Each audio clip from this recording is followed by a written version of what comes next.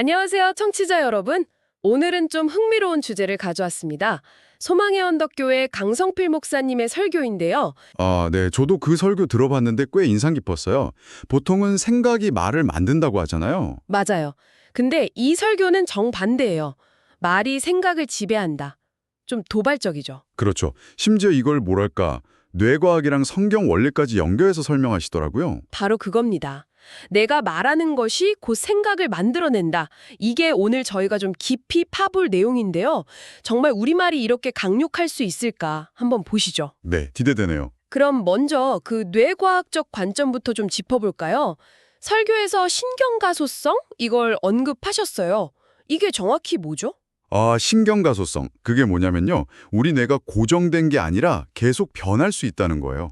경험이나 학습, 또 반복적인 행동으로요. 반복적인 행동이요? 네, 중요한 건 이 설교에서는 우리가 말하는 것도 그 반복적인 행동에 포함된다고 보는 거죠. 예를 들어서 죽겠다 죽겠다 이러면요. 네, 자주 하죠, 그런 말. 그렇죠. 근데 뇌는 그걸 진짜 명령처럼 받아들인다는 거예요. 그래서 몸 상태나 감정까지도 그 부정적인 방향으로 세팅하기 시작한다는 거죠. 그냥 하는 말이 아닌 거네요, 어떻게 보면. 뇌한테는 신호군요. 설교에서 이걸 거룩한 착각으로 활용할 수 있다, 뭐 이런 이야기도 있었던 것 같은데요? 네네, 맞아요. 그게 참 재밌는 표현인데 뇌가 있잖아요. 상상이랑 현실을 잘 구분 못한대요. 정말요? 네. 그래서 이거 역이용하는 거죠. 지금 상황은 좀 어려워도 일부러 믿음의 말, 긍정적인 말을 막 선포하는 거예요. 그럼 뇌가 약간 속는 거죠.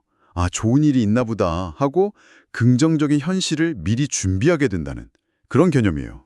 운동선수들 이미지 트레이닝 하는 거랑 비슷한 건가요? 비슷한 맥락이죠. 그 설교에서도 운동선수 실험 예시가 나왔잖아요. 실제로 운동한 그룹이랑 상상으로만 운동한 그룹이랑 실력 차이가 별로 없었다는 거. 네네, 기억나요. 그런데 여기서 한 단계 더 나아가는 게 있어요. 그냥 상상만 하는 것보다 더 효과적인 방법이 있다는 거죠. 그게 뭔가요? 바로 말로 선포하면서 상상하는 거예요. 나는 할 수 있다. 나는 이미 승리했다. 이런 식으로요. 소리내서 말하는 거. 그렇죠.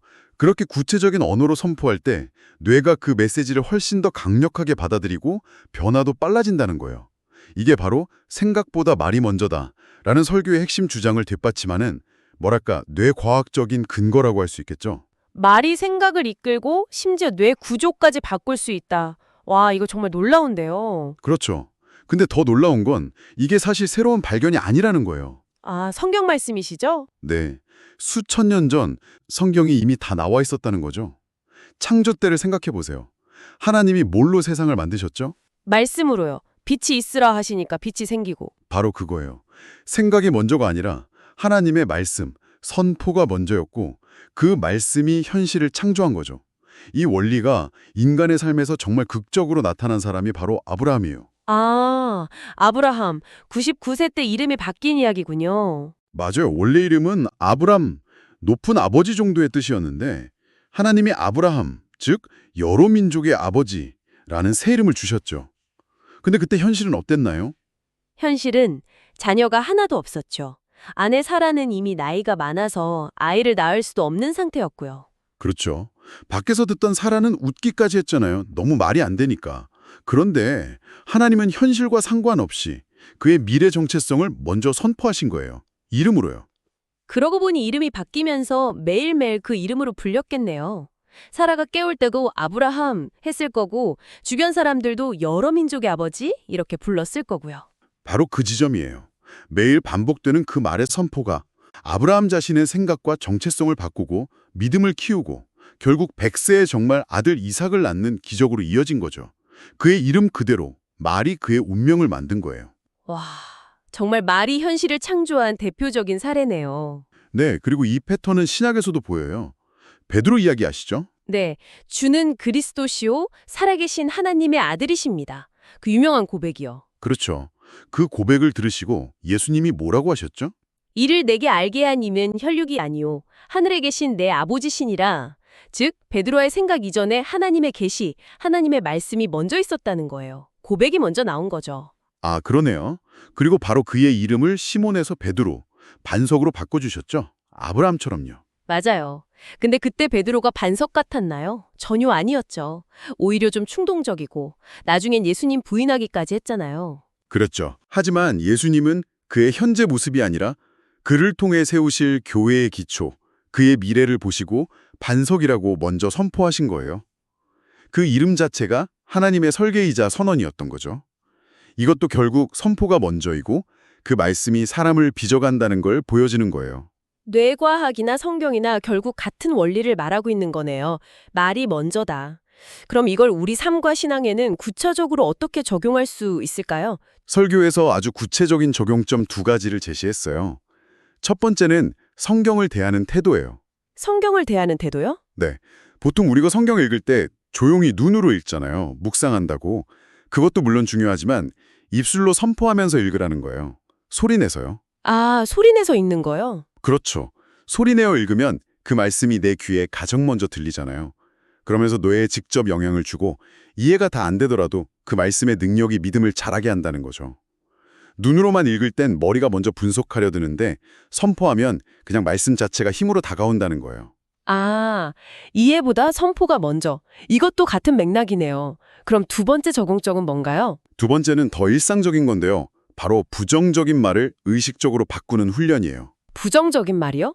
예를 들면 안 돼, 못해 이런 거요? 네, 맞아요. 문제 앞에서 자기도 모르게 이건 안 돼, 죽겠다 이런 말이 튀어나올 때가 많잖아요. 그럴 때 의식적으로 딱 멈추고 하나님의 약속을 붙들고 선포하는 거죠. 아니야, 하나님 안에서 할 수 있어. 하나님이 길을 내실 거야. 이렇게요. 홍해 앞에서 이스라엘 백성들은 원망했지만 모세는 하나님의 구원을 보라고 선포했던 것처럼요. 그래서 설교 마지막에 강력하게 권면하는 게 그거예요. 특히 우리 한국 성도들이 좀 조용히 마음으로만 믿으려는 경향이 있는데 그러지 말고 입을 열라는 거죠. 아멘하고 기도하고 말씀을 선포하라고요. 베드로의 고백 위에 교회를 세우시겠다고 하셨으니까 우리의 그 믿음의 선포가 우리 삶을 진짜 교회로 만들어가는 기초가 된다는 말씀이시군요. 네, 바로 그겁니다. 여러분이 고백해야 여러분의 인생이 교회가 되는 겁니다.